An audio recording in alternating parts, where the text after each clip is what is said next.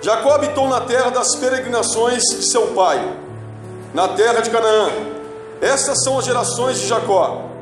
Sendo José de 17 anos, apacentava as ovelhas com seus irmãos. E estava este jovem com os filhos de Bila e com os filhos de Zilpa, mulheres de seu pai. E José trazia uma má fama deles a seu pai. E Israel amava a José mais do que a todos os seus filhos, porque era filho da sua velhice, e fez-lhe uma túnica de várias cores. Pode se sentar, até aqui. Hoje eu vou falar sobre a vida de José, mas como sempre, as pessoas têm um pensamento errado do que acontece na vida de uma pessoa, de que Deus tem promessas. Houve um homem, eu quero falar primeiro isso aqui para você. Tem uma frase que corre dentre a boca de pessoas que são sábias, de um homem que nem era cristão, mas ele disse algo interessante. Ele era contra o racismo, ele lutou contra o racismo e contra a violência, tá? E ele dizia assim, que primeiro eles riem de você, eles te ignoram, depois eles ficam bravos com você, e depois você vence. E isso acontece na vida de todas as pessoas que são pessoas em que Deus tem promessa, que Deus tem um chamado na vida da pessoa, que tem uma obra para fazer na vida da pessoa.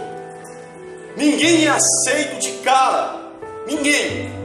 Há uma rejeição, principalmente da família, das pessoas que estão mais próximas, que não acreditam que aquela pessoa de fato, que saiu muitas vezes das minhas entranhas, ou que é parente próximo, ou que é amigo que andava junto, ou o irmão, ou o sobrinho, ou a filha, o filho, ou o pai, ou até a própria mãe, que pode ser uma pessoa de que Deus vai fazer uma obra tremenda e vai usar como instrumento, como ferramenta.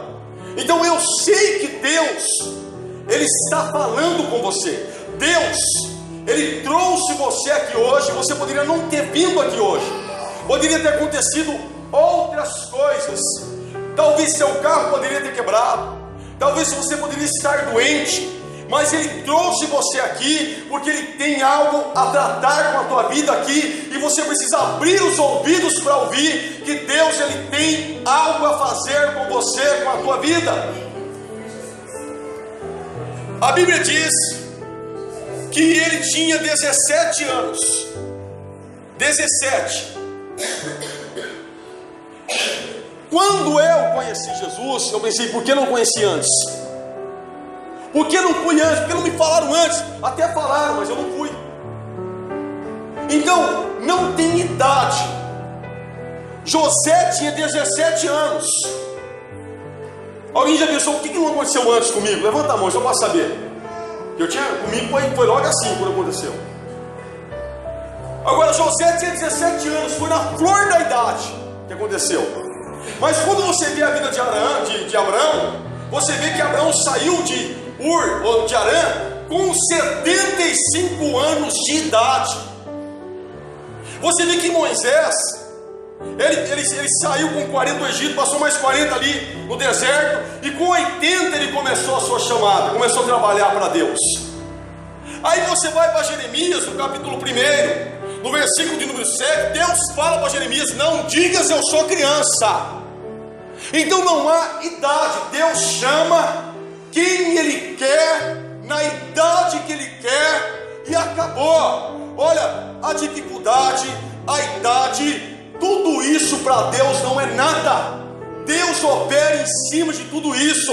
Quando Deus chamar, independente da idade, da situação, da dificuldade, atenda ao teu chamado, porque Deus está chamando, Ele escolhe, Ele levanta e Ele capacita a pessoa para a obra. Aleluia. José, ele era amado de Jacó. Jacó amava muito José, porque era filho da sua velhice, mas também ele era um menino ainda. Então é interessante que você sabia que ele não era casado, ele não tinha filhos, E essa dependência, ela te faz ficar mais próximo do Pai.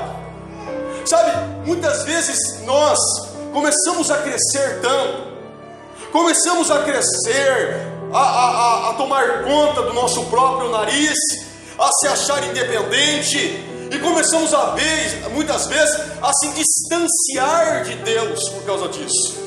Então Deus está falando que quer você dependente dEle. Sabe, uma pessoa que não tem, por exemplo, um bom salário, ela fica orando a Deus: me supre, Senhor, vai prover na minha mesa, vai prover no meu guarda-roupa. Se essa pessoa de uma hora para outra se tornar uma pessoa rica, ela já nem vai mais orar a Deus pedindo que Deus venha preparar o aluguel do mês que vem, por exemplo. Ela começa a achar que ela tem as coisas porque ela é boa, porque tem habilidades, por causa do emprego que é bom, por causa do salário que tem. Então essa dependência não pode acabar. Se você crescer financeiramente, se você estiver crescendo, não se esqueça que tenha muito ou tenha pouco, ou tenha médio, é Deus que te dá. Não seja independente, seja dependente do Pai, e assim você estará sempre perto de Deus. Essa dependência que faz ficar muito próximo do Senhor. No início de uma chamada, quando alguém atende a chamada, no início de uma conversão, repare que toda pessoa pede direção para Deus. Tudo. Se ela vê algo na Bíblia, ela é igual aquela história do celular. Está todo mundo no celular. Ó. A outra que foi, ó. Fica assim esperando você ver ainda. Tem que terminar. No início de uma conversão, a pessoa, ó. Olha que eu achei aqui, amor. Olha, deixa eu grifar aqui. Deixa eu grifar. Aí daqui a pouco, ó, olha aqui que eu encontrei. Dá uma olhada aqui. Ó, mãe. Ó, pai. Olha aqui, esposa. Ó. Olha aqui, marido. Deixa eu grifar, deixa eu marcar aqui. Daqui a pouco a Bíblia inteira está pintada. Aí chega uma época que a pessoa começa a se tornar muito sábio, muito inteligente, faz teologia, vai fazer curso, vai fazer aquilo, já logo perde-se essa dependência. Eu estou falando que essa dependência, ela te faz ficar mais perto de Deus. Olha, João, ele estava encostado no peito de Jesus, chamado de discípulo amado. Eu vou falar para você uma coisa: Deus age de uma maneira diferente com pessoas assim. Ele não tem acepção para salvar, mas quanto mais perto de Deus você fica, mais você recebe, mais você sente a presença dEle, mais você é cheio da presença dEle, mais você ouve do Espírito Santo, mais você é tocado, mais experiência você tem, porque você está próximo, você está perto. José, ele era alvo de ciúmes. Por ele ser um escolhido, ele tinha sonhos, ele sonhava. Já vou dizer para você, tem louvores que falam que Deus sonha, não tem? Já ouviu? Quem é que sonha? Como é que você faz para sonhar? Hã? Então Deus dorme. Hã? Então está errado o teu louvor. Você sonha. E glória a Deus por isso. Deus não tem sonhos, Deus tem planos na sua vida. Deus tem planos, Deus tem promessas na sua vida. Agora o homem sonha. É o homem que sonha. Agora Deus, ele tem planos. Agora, por ele ter planos, José sonhava. Por quê? Porque você começa a sonhar com as coisas de Deus. Eu me lembro assim, quando eu cheguei, olha, a pastora pegava eu lendo a Bíblia dormindo, porque eu queria terminar de ler a Bíblia. E eu queria terminar de ler a Bíblia. Qualquer tempinho já ia pegar para ler, porque eu queria saber, eu não conhecia nada da Bíblia. Então, ela pegava eu lendo a Bíblia dormindo. Eu estava vendo, a Bíblia estava em cima do meu rosto, assim, ó. Eu via as páginas, eu ia lendo, e ela escutava, ela acordava e eu via eu lendo. Quando Deus tem uma chamada na tua vida, você sonha com a chamada, e você é tocado por aquilo, você almeja que aquilo aconteça na tua vida, e por isso você está feliz, e você quer passar isso para as pessoas, mas nem todos podem receber. Eu me lembro, quando foi batizado com o Espírito Santo? Comigo também aconteceu. Você chegar na pessoa, fui batizado com o Espírito Santo. Eu fui batizado com o Espírito Santo. A pessoa, legal. Sabe, você quer passar aquilo? Olha, Deus falou comigo. Olha, Deus tem uma promessa na minha vida. Você não vê aquela empolgação. E muitas vezes você vê um sarro. A pessoa tira sarro de você. Ela vai rir de você. É o processo que eu falei no início. Primeiro você é ignorado. E a pessoa passa a rir. Você às vezes nem viu. Você às vezes nem sabe. Alguém fala, olha, tal pessoa estava tirando sarro de você. Estava falando, olha lá o profetinho. Olha lá, fala que Deus fala com ele. Fala que Deus fala com ela. Você acha? Você acha que Deus vai falar com ele? Você acha que Deus vai falar com ela? Você acha que Deus tem plano nessa vida? Se tem plano nessa vida, por que está nessa situação? Por que passa por essa aflição? Diz que vai ser pastor. Diz que vai ser pastor. Diz que vai ser evangelista. Diz que vai ser missionário. Diz que Deus vai fazer uma obra grande lá. Diz que Deus vai dar um filho. A mulher dele não pode ter. Coitado, tem até dó. Fica acreditando nessas coisas. Esses homens ficam enganando, falando essas coisas. Ela está acreditando, aí não vai ter o filho. Aí eu quero ver, vai dar depressão. Falaram isso aí para minha esposa. Falaram para minha esposa que uma mulher falou, olha, quando você saiu daqui, ela falou, olha, eu tenho até dó dessa moça. Por quê? Porque ela não pode ter filho. E aí, falando que Deus vai dar um filho para ela, que o primeiro filho vai ser um menino, que vai chamar Samuel, vai ficar com depressão, porque fica acreditando nessas coisas que esses homens ficam falando na igreja. Foi ou não foi? Olha aí quantas crianças eu tenho. Então as pessoas tiram sarro de você, tiram sarro de nós. Quando nos vê muitas vezes indo buscar a presença de Deus. Ora, às vezes você vai querer falar para o teu irmão, da tua própria carne, da tua família, ou para o teu pai, ou para a tua mãe, ou a mãe vai querer falar para o filho ou para a filha. Você não vê aquela empolgação, dizendo glória a Deus. Quer dizer que Deus tem uma obra na tua vida, quer dizer que Deus tem um chamado em você. Olha, que tremendo isso, me explique isso direito. Você não vê isso. A pessoa que tem a chamada, a pessoa que tem a promessa, ela precisa de acreditar em Deus e ponto final. Lembra do que Deus falou para Moisés? Moisés, sai da minha frente. Eu vou acabar com esse povo rebelde e vou fazer de você um povo maior e mais forte do que esse. Deus não precisa de uma multidão. Deus precisa de uma pessoa que acredite. Acredite em Deus. Agora, José falava para os irmãos, olha que eu tive um sonho. Versículo 8, 5 a 8. Sonhei que estávamos atando feixes, e os feixes de vocês se prostraram com o meu que estava de pé. Ele queria falar. Imagina o ciúme. Quer dizer que nós vamos nos prostrar para você? Você vai ser rei em nós? Olha, eu sonhei em outro sonho. Sonhei que o sol e a lua e 11 estrelas se prostravam de... Que isso, meu filho?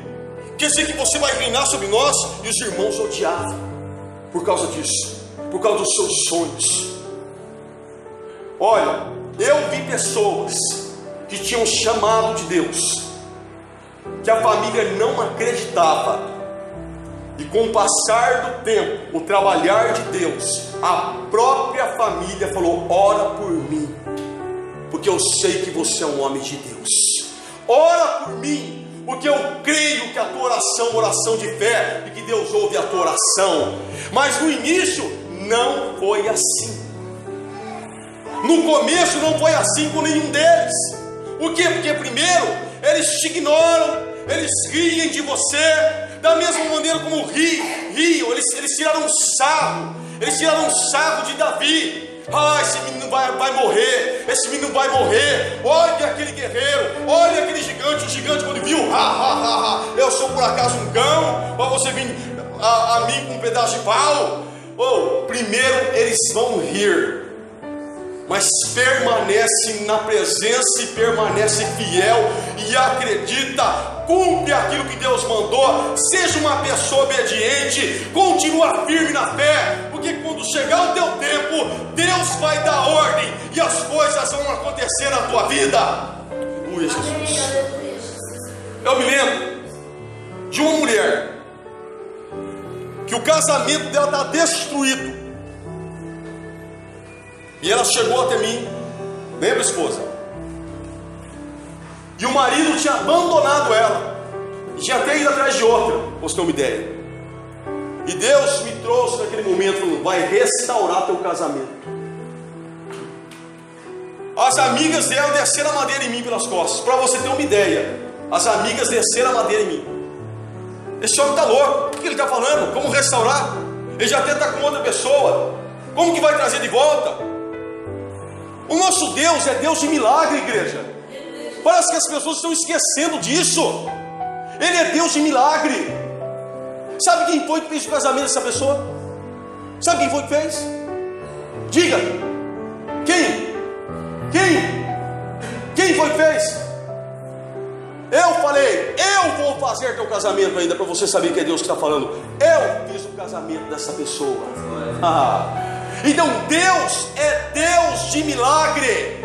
Se você enfraquecer porque alguém tirou sarro de você, porque alguém está te esnobando, porque não acredita que você é homem de Deus, que você é mulher de Deus, é tudo que o diabo quer que você faça, que você não acredite, porque você vai ficar frustrado, você vai desanimar, você não vai ter fé que Deus é poderoso para fazer. Mas se você acreditar, você vai se manter fiel, você vai cuidar da tua vida espiritual, e no tempo certo você vai levantar a voz e Deus é fiel para cumprir o que Ele prometeu. Os teus olhos vão ver. José, ele era uma espécie de encarregado. Algumas Bíblias dizem túnica de várias cores, outras dizem manga comprida, talar. Há quem acredite, historiadores, pessoas que investigaram também em outros povos, que aquela túnica simbolizava alguém que estava tendo autoridade entre os seus irmãos. E isso tem muito a ver. Por quê? Porque quando você vê, por exemplo, eu vou dar um exemplo a você aqui. Versículo de número 12. Seus irmãos foram apacentar o rebanho de seu pai, junto a Siquém. Outra situação. Disse, pois, Israel a José: não apacenta os teus irmãos junto de Siquém, vem, enviar-te-ei a eles. Ele disse: eis-me aqui. José disse.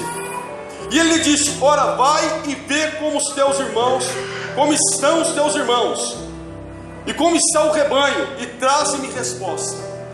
Então ele era uma espécie de encarregado. Agora você imagina, o mais novo era Benjamim, ele era o mais novinho também, né?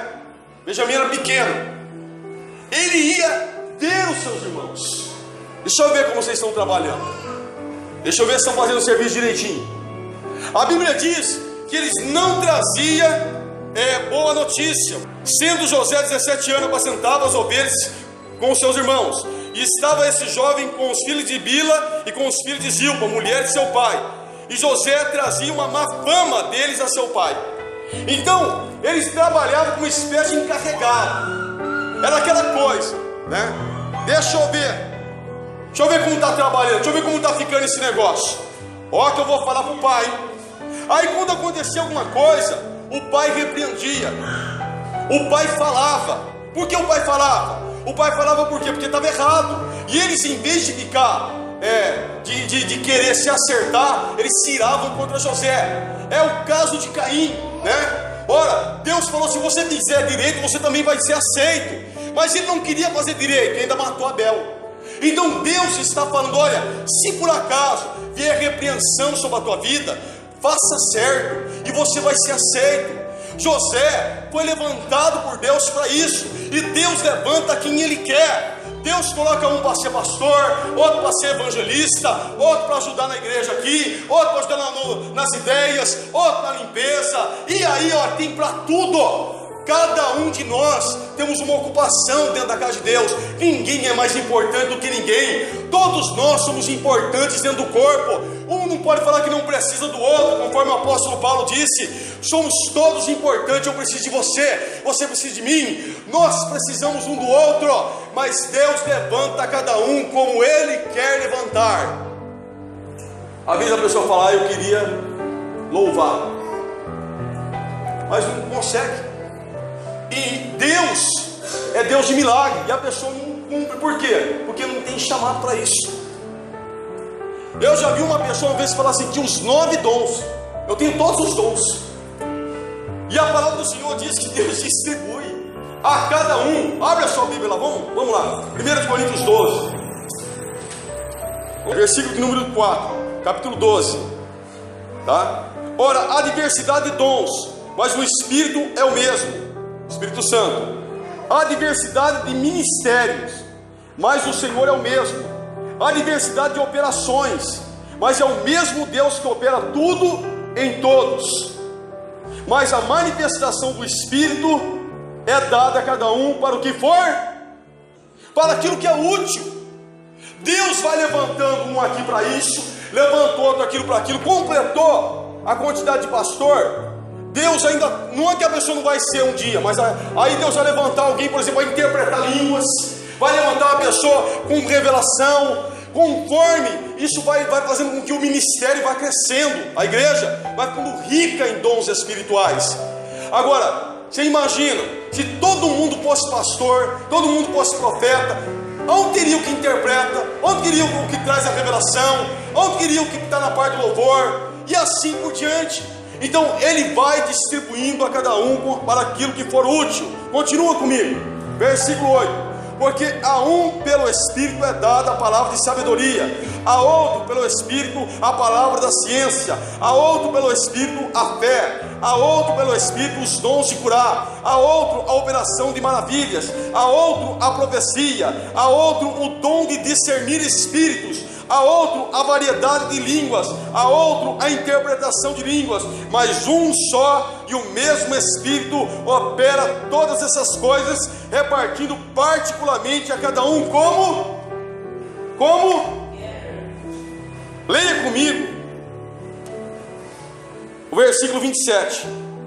Ora, vós sois o corpo de Cristo, e os seus membros em particular.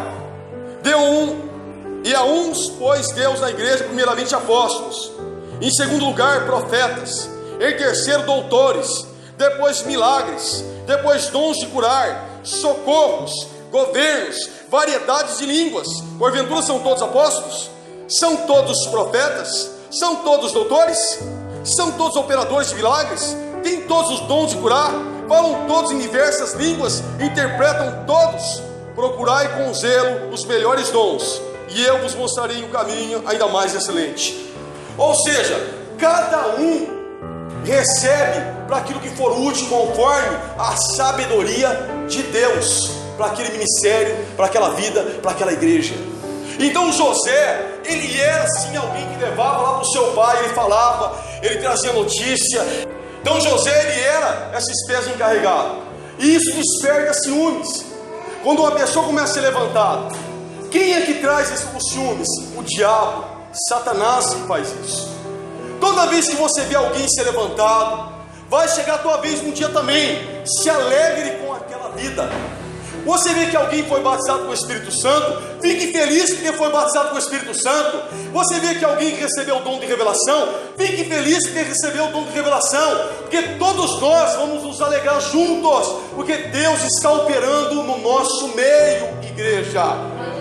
Amém? Ciúme, contenda, rincha, tudo isso é coisa de Satanás. Vamos nos alegrar que Deus levante aqui do nosso meio profetas, pastores, evangelistas, dê às pessoas aqui sabedoria, dom de discernimento de espírito, dom de fé para operação de milagres. Tudo isso aconteça, que Deus derrame sobre a tua vida, que Deus levante aqui do nosso meio pessoas com dons espirituais, que levante você. Aleluia. Mas isso despertou o ciúme. Os irmãos de José, ficaram enciumados. E a palavra do Senhor diz que um dia que eles estavam apacentando em Siquém, depois eles foram para Dotã. Então Jacó falou para José: vai ver como estão os seus irmãos. E quando ele foi ver como estavam os irmãos, a palavra do Senhor diz que de longe eles viram José, e eles começaram a conspirar contra José e falaram: vamos matá-lo. Vamos acabar com ele.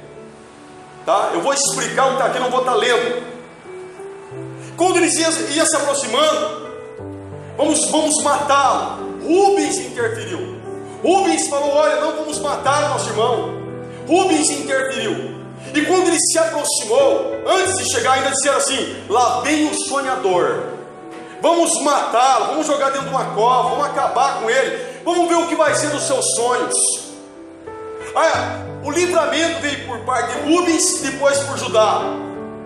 Agora, quando ele chegou, então lançaram ele dentro de uma cisterna, venderam ele por 20 moedas de prata, e ele foi levado para o Egito. Pegaram a sua roupa, mancharam com sangue de bode, e apresentaram ao seu pai Jacó, que chorou amargamente, que não quis nem consolo. Agora, eu quero que você pare para pensar, que muitas vezes a conspiração contra a tua vida, e você pensa: por que eu sou tão perseguido? Por que eu sou tão rejeitada? Por que eu sou tão rejeitado? Porque existe uma promessa grande de Deus na tua vida. O diabo sabe que você é um escolhido de Deus, sabe que tem uma promessa de Deus na tua vida, e isso traz ira contra a tua vida. Se Deus ele tem uma obra para fazer na vida de uma pessoa, você acha que o diabo pode matar aquela pessoa? Quando Deus tem algo a fazer na tua vida, você acha que simplesmente o diabo pode olhar para você e falar assim: tem, então vou matar ele, então vou matar ela, quero ver se vai se cumprir? Será que ele pode fazer isso? Então, toda conspiração que vier contra a tua vida, pense no poder de Deus. Você está vendo Deus aqui? Está vendo Deus aqui? Você está vendo anjos aqui? Está vendo alguma proteção aqui? Pode ter certeza que ninguém pode tocar num fio de cabelo da tua cabeça. Por quê? Porque você está guardado por Deus. Quem é que te guarda quando você vai embora da tua casa? Quem é que te guarda quando você vem para a igreja? Quando você vai trabalhar? Quando você passa por lugares perigosos? Você acha que você tem sorte? É Deus que está te guardando a tua ida, a tua volta, a tua entrada, a tua saída, o teu deitar, o teu levantar. É Deus que tem te guardado, igreja. Então, toda conspiração, não, vamos matá-lo, vamos acabar com a vida dele. Eu vejo algo tremendo aqui. O que eu vejo é que eles pensam que vão te destruir, e eles estão te empurrando para a promessa, para acontecer. É impressionante. Toda perseguição acende a pessoa. Olha para a igreja primitiva. Por que você acha que a igreja do Brasil está tão assim, fria? Vai lá para a Coreia do Norte. Viu o vídeo? Lá, eles choram porque ganharam Bíblias.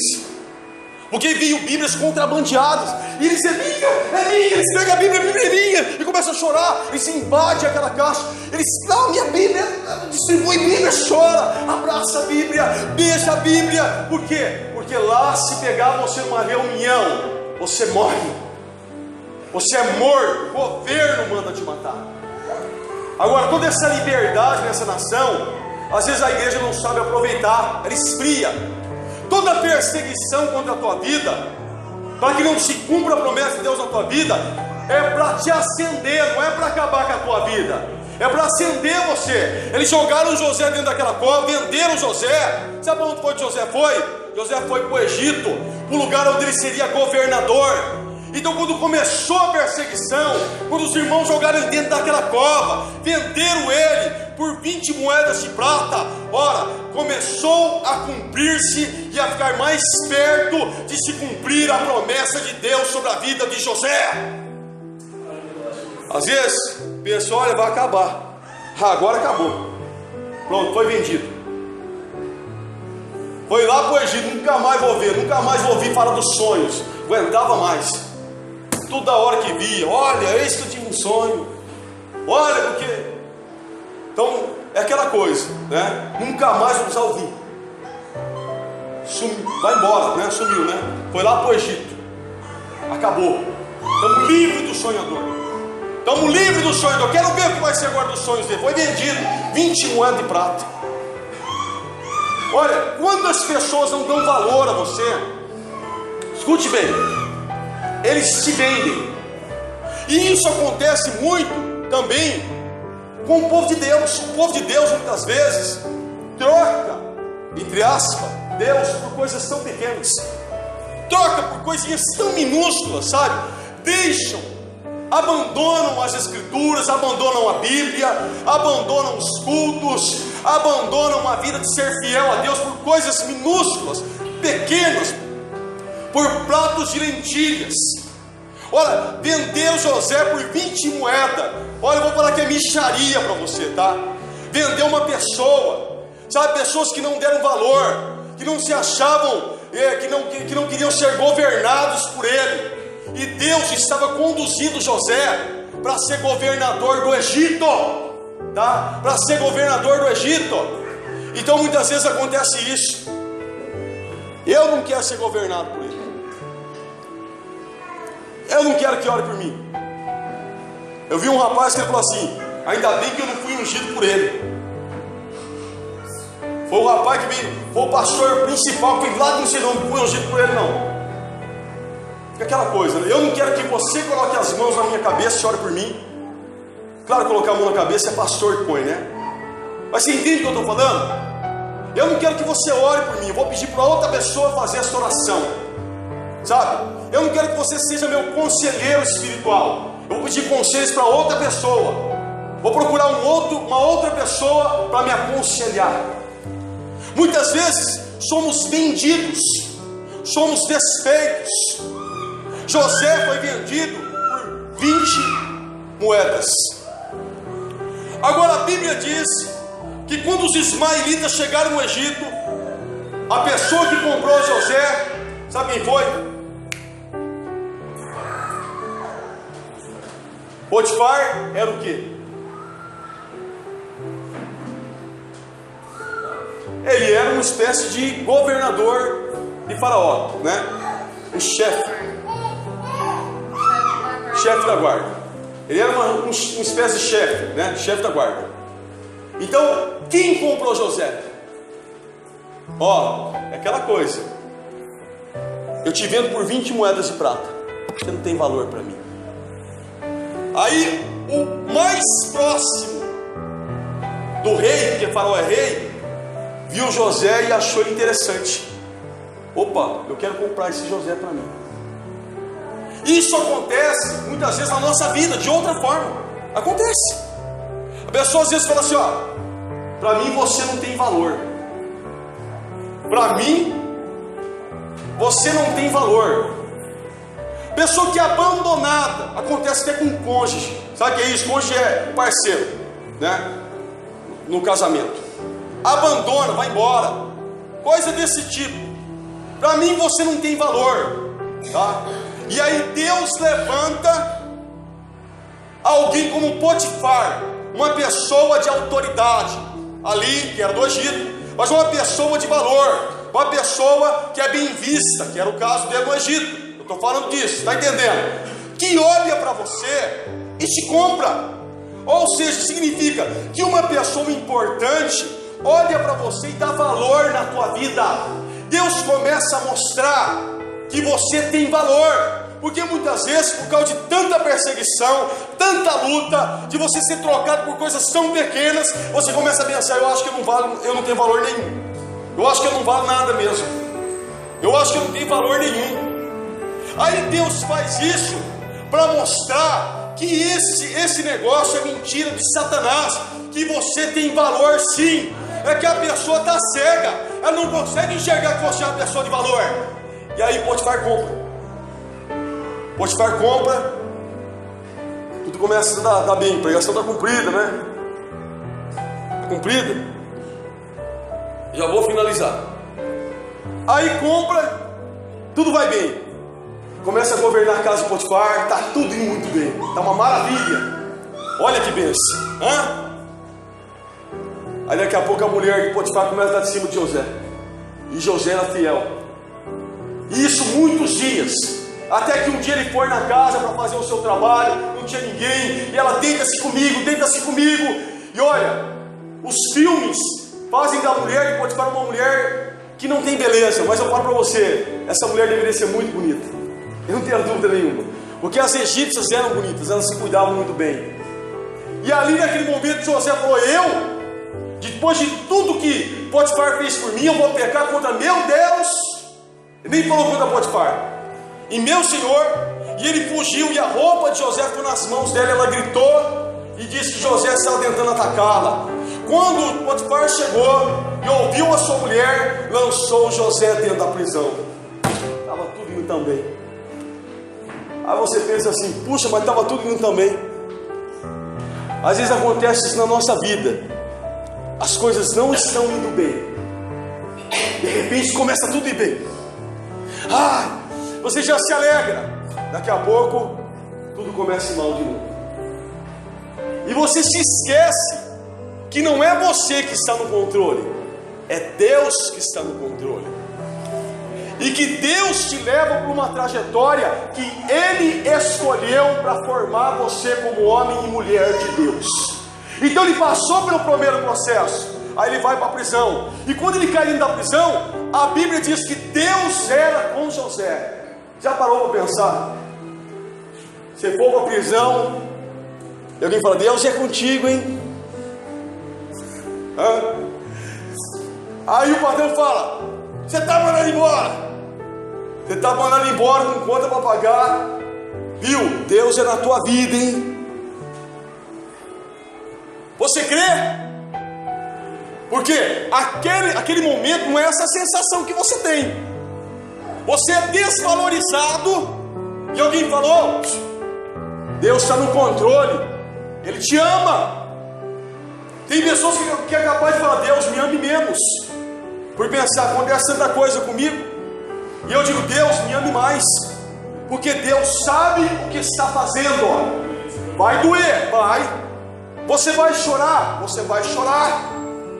Vai ter hora que você vai passar pelo vale da dúvida, você vai passar, mas você vai chegar lá se você for fiel. Deus era com José, e José administrou toda aquela prisão. E tudo que ele fazia ali, nem mesmo o chefe da prisão precisava de prestar conta de nada, porque José, ele tinha o controle de tudo aquilo, fazia muito bem. E ali dentro da prisão, muito tempo, muitos anos ele ficou ali. Não foi só 2 anos, 2 anos foi o tempo que ele teve que esperar. Depois, ainda que o copeiro-chefe não se lembrou dele. Ali, o copeiro-chefe e o padeiro-chefe teve sonhos. Os 2 sonharam iguais, 3 cestos e uma vide com 3 ramos. E José interpretou que os 2 sonharam o mesmo sonho, que em 3 dias o copeiro-chefe seria restituído para o cargo, que ele se via espremendo um cacho de uva no copo de Faraó, e dando um copo ao Faraó. E o padeiro em 3 dias seria enforcado. E isso aconteceu. E a palavra do Senhor disse que José falou: lembra-te de mim quando você estiver diante de Faraó. Mas a Bíblia diz que o copeiro não se lembrou de José. Quantas vezes você pensa: olha, eu pedi ajuda para o meu amigo, eu pedi ajuda para aquela pessoa que eu conheço dentro da empresa, aquela pessoa está perto, eu mandei currículo pelaquela pessoa, e a pessoa não se lembra de você. E sabe por que a pessoa não se lembra de você? Você está sendo esquecido pelos homens, mas você é lembrado por Deus, querido. Sabe por quê? Porque não é tempo dessa pessoa se lembrar de você, porque Deus tem obra ainda para fazer. E aí aquela situação difícil, ela se estende mais um pouco ainda, porque ainda existe mais uma caminhada. Mas o tempo da vitória está mais perto do que ontem. O deserto muitas vezes já está acabando, o vale já está chegando no fim. Está chegando o tempo de você ver a vitória chegar na sua mão. Mas você ainda se vê no vale, você ainda se vê no deserto, você ainda se vê no abandono, se vê na perseguição. Mas está chegando a hora. E a palavra do Senhor diz que então, agora eu chego no final. Essa história é cumprida, a história de José. Toda vez que eu ministro sobre José, eu vejo que o povo começa a querer dar aquela unção de sono, né? Para pegar a igreja, né? Que é uma história cumprida, né? Mas é uma maravilha falar o que aconteceu, o que é a trajetória da vida de uma pessoa que tem promessa de Deus. A palavra do Senhor falou que chegou um tempo. Faraó, ele teve um sonho também. Ele sonhou que ele estava perto do rio. E ele via que subia 7 vacas magras, feias à vista. E após ela subia 7 vacas gordas e viçosas. E as vacas magras devoravam as vacas gordas, e nem parecia que tinha devorado elas, de tão feias que eram. E depois ele teve outro sonho, que subia 7 espigas no mesmo pé, espigas boas, cheias, e 7 espigas queimadas, miúdas pelo vento oriental, queimadas, que devoravam as espigas boas, da mesma maneira no sonho. E aquilo perturbou. Primeiro quero dizer para você que isso é uma lição para nós, que quando você tiver em abundância, você deve guardar aquilo que Deus está fazendo na tua vida. Porque às vezes a pessoa está sendo abençoada naquele mês e ela queima tudo aquilo que ela ganhou. Ela destrói o salário, ela queima o salário, ela queima com as promoções. Aí o próximo mês a coisa é mais difícil, quebra alguma coisa, a pessoa não tem dinheiro. Então quando você receber em abundância, saiba fazer uma reserva, seja um bom administrador. Deus dá sabedoria para aquilo que Ele nos dá, que Ele abençoe nossas mãos. E aí, diz que então, Faraó se sentiu ali perturbado, e chamou todos os sábios que ele tinha, mas não havia uma pessoa que pudesse interpretar o sonho de Faraó. Ora, Deus fez assim com Nabucodonosor. Quando Nabucodonosor sonhou com uma grande estátua, não havia uma pessoa, nem os sábios, os seus magos, que pudessem interpretar. Só Daniel pode fazer isso. Então vai acontecer situações na sua vida, que a pessoa vai correr atrás de reza de católico, vai correr atrás de benzedeira, vai correr atrás de medicina, vai correr atrás de tudo quanto é tipo de coisa, e Deus vai dar essa pessoa na sua mão, e Deus vai abençoar essa pessoa através da tua oração, só para mostrar quem é o verdadeiro Deus. A palavra do Senhor diz que então ninguém interpretou. Aí chegou o tempo. O copeiro se lembrou então de José e mandaram chamar José.